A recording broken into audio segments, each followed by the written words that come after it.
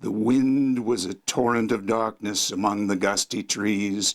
The moon was a ghostly galleon tossed upon cloudy seas. The road was a ribbon of moonlight crossing the purple moor. And the highwayman came riding, riding, riding. The highwayman came riding up to the old inn door.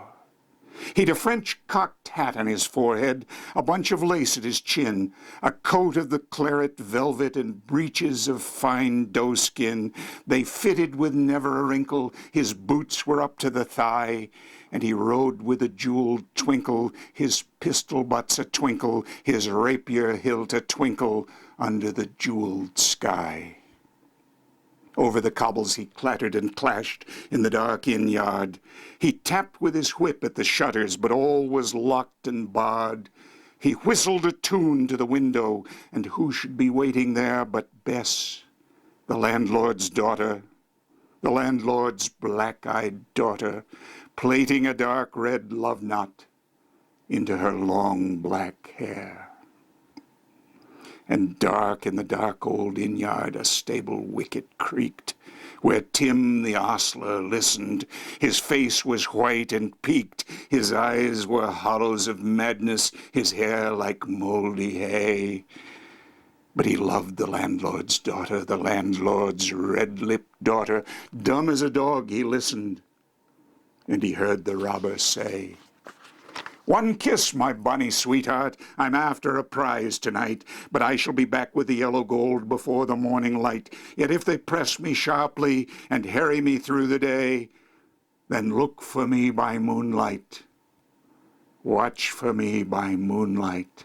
I'll come to thee by moonlight, though hell should bar the way." He rose upright in the stirrups. He scarce could reach her hand, but she loosed her hair in the casement. His face burnt like a brand as the black cascade of perfume came tumbling over his breast, and he kissed its waves in the moonlight. Oh, sweet black waves in the moonlight. Then he tugged at his rein in the moonlight and galloped away to the west. He did not come in the dawning. He did not come at noon. And out of the tawny sunset before the rise of the moon, when the road was a gypsy's ribbon looping the purple moor, a redcoat troop came marching, marching, marching. King George's men came marching up to the old inn door. They said no word to the landlord, they drank his ale instead. But they gagged his daughter and bound her to the foot of her narrow bed. Two of them knelt at her casement with muskets at their side. There was death at every window, and hell at one dark window, for Bess could see through her casement the road that he would ride. They had tied her up at attention with many a sniggering jest. They'd bound a musket beside her with the barrel beneath her breast. "Now keep good watch." And they kissed her. She heard the doomed man say, "Look for me by moonlight, watch for me by moonlight. I'll come to thee by moonlight, though hell should bar the way." She twisted her hands beside her, but the knots held good. She writhed her hands till her fingers were wet with sweat or blood. They stretched and strained in the darkness, and the hours crawled by like years, till now, on the stroke of midnight, cold on the stroke of midnight, the tip of one finger touched it. The trigger, at least, was hers. The tip of one finger touched it. She strove no more for the rest. Up she stood to attention with the muzzle beneath her breast. She would not risk their hearing. She would not strive again. For the road lay bare in the moonlight, blank and bare in the moonlight, and the blood of her veins in the moonlight throbbed to her lover's refrain. Plot, lot. Plot, lot. Had they heard it? The horse hoofs ringing clear, plot, lot. Plot, lot. In the distance, were they deaf that they did not hear? Down the ribbon of moonlight, over the brow of the hill, the highwayman came riding, riding, riding. The redcoats looked to their priming. She stood up straight and still. Plot, lot. in the frosty silence. Lot, lot in the echoing night. Nearer he came and near her. Her face was like a light. Her eyes grew wide for a moment. She drew one last deep breath. Then her finger moved in the moonlight.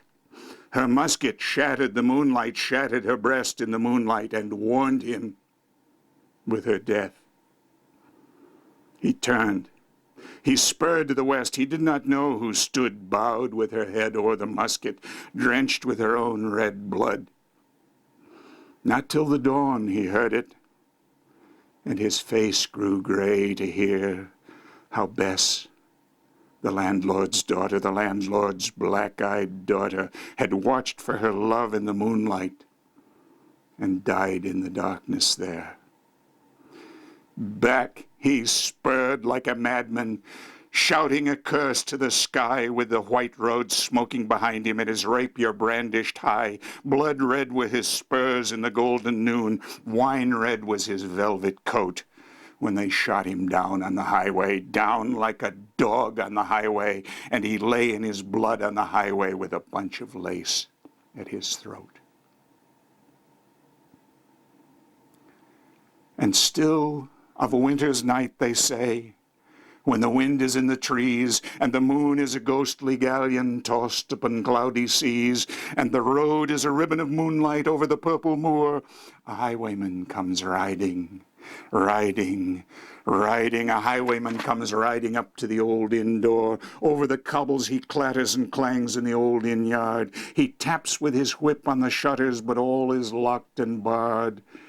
He whistles a tune to the window, and who should be waiting there but the landlord's black-eyed daughter, Bess, the landlord's daughter, plaiting a dark red love knot into her long black hair.